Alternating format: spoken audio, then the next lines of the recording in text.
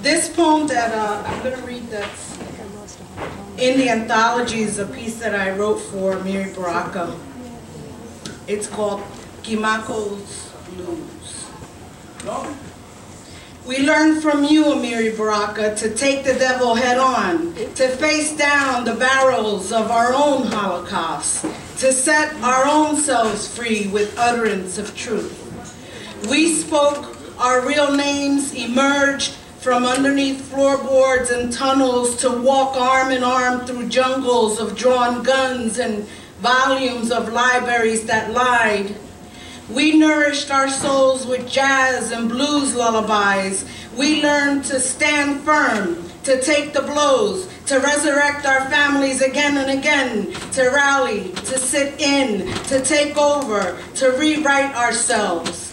We learned from you, Amiri Baraka, what it is to be integral to one's beliefs. We cooked soul foods, read each other's books, walked down streets sounding off for our right to be human.